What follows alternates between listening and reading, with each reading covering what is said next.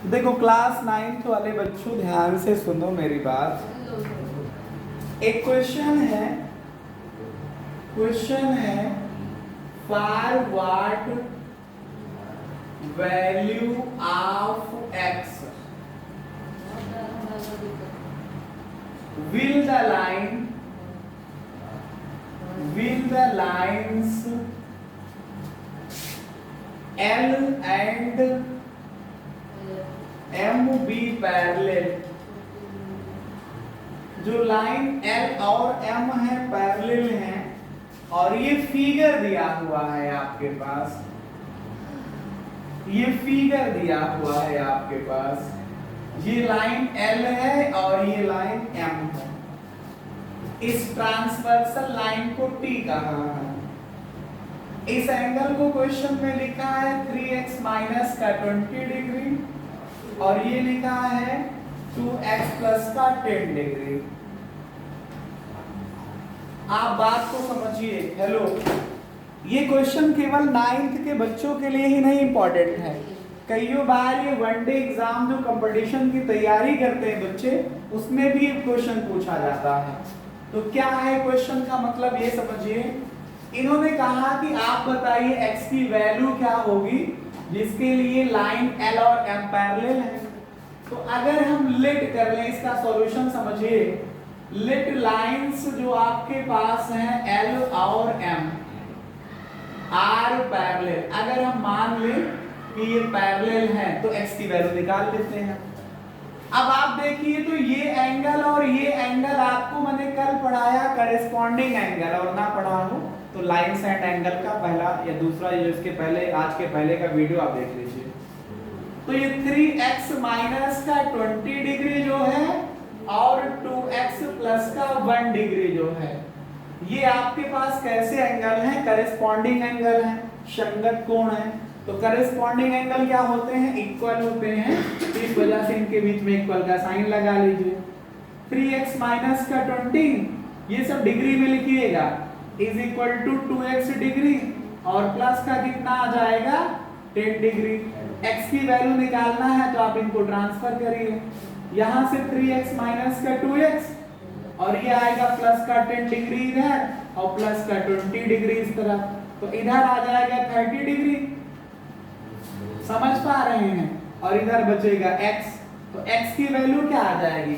30 degree आ जाएगी। ऐसे करते हुए ये क्वेश्चन समाप्त हो जाएगा आपके पास। ठीक ऐसा ही क्वेश्चन है, सेम सेंटेंस आपको लिखना है क्वेश्चन में। For what value of m, for what value of x, एक ये फिगर और दिया हुआ है, कह रहे हैं x की वैल्यू क्या होगी जिसके लिए ये लाइन जो है आप देख पा रहे हैं, ये L है, ये M है, ये ट्रांसवर्सल लाइन T है। इस एंगल को कह रहे हैं कि ये 3x प्लस का 5 डिग्री है और ये एंगल आपका 4x डिग्री है।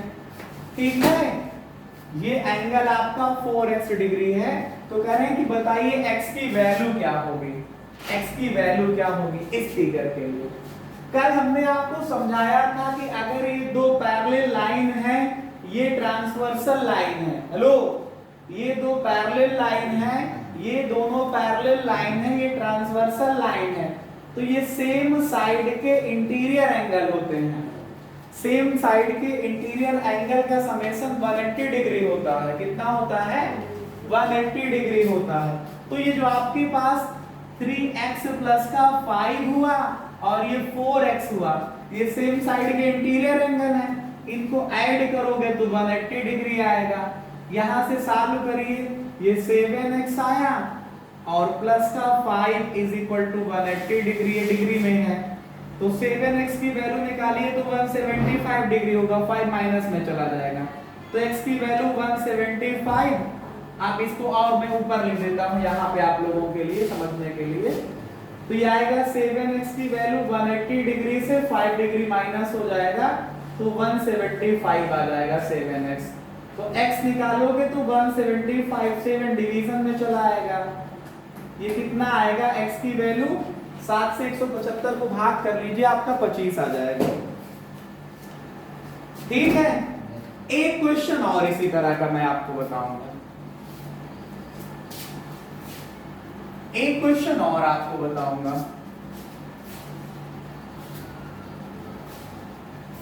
ये देखिए, समझिएगा, इन्होंने लिखा है कि ये हमारे पास एक लाइन है, एक लाइन ये है, ऐसी कोई पैरेलल लाइंस दी है। ये हमारे पास A है, ये B है, ये C है, और इसको D कहा गया है और इसको E कहा गया है। E है, ये E है। कौन सी लाइन है ये? E है। ये एंगल 75 डिग्री का है, तो कह रहे हैं ये एंगल X बताओ कैसे आएगा। थोड़ा से समझिए, इसको समझिए। देखो ये एंगल और ये एंगल, ये लाइनें दोनों पैरेलल है ना। आपको लिखने का तरीका पहले नहीं, पहले इस तरह के क्वेश्चन एमसीक्यूज में आते हैं। एक नंबर का क्वेश्चन आता है, उसको बगैर लिखे हुए आपको पूरे नंबर मिल सकते हैं। ये और ये पैरेलल लाइन है, ये ट्रांसवर्सल हुई, ये एक ही ओर के तो अंतःकोण हुए, एक ही ओर के इंटीरियर एंगल हुए, तो समेशन कितना आएगा? 180 डिग्री। तो अगर ये 75 है तो कितना बचेगा? 180 से 75 घटा दो, 105 आ जाएगा। अब ये वाली लाइन जो है इसके पैरेलल है, आप इसको आगे बढ़ा के समझिए ऐसे। ये ट्रांसवर्सल लाइन हुई, तो ये एंगल और ये एंगल अल्टरनेट नहीं हो रहे हैं क्या? तो ये अगर अल्टरनेट एंगल है तो x की वैल्यू क्या हो गई?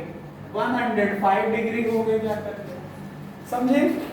एक क्वेश्चन इसी तरह का और समझाएंगे आपको।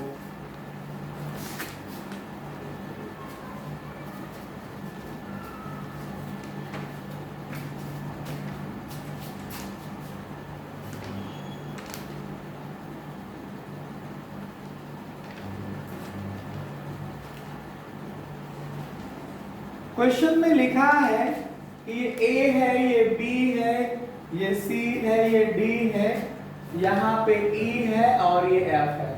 क्वेश्चन में लिखा है कि AB लाइन, CD लाइन और EF लाइन तीनों एक दूसरे के पैरेलल हैं। कैसी हैं? पैरेलल हैं। यहाँ पे लिखा है ये 70 डिग्री है, यहाँ पे x डिग्री है और ये लिखा है 130 डिग्री है। तो कह रहे हैं x की वैल्यू बताइए। बहुत आसान है, देखिए समझिए।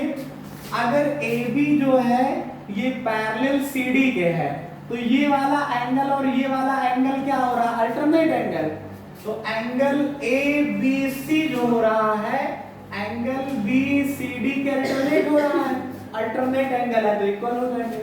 आगे आप लिख लीजिएगा अल्टरनेट एंगल्स, अल्टरनेट एंगल्स। तो ये कितना आ गया? 70 degree is equal to BCD आ गया। इतना समझ में आया? फिर आपके पास देखिए तो जो EF लाइन है ये पैरेलल CD के है।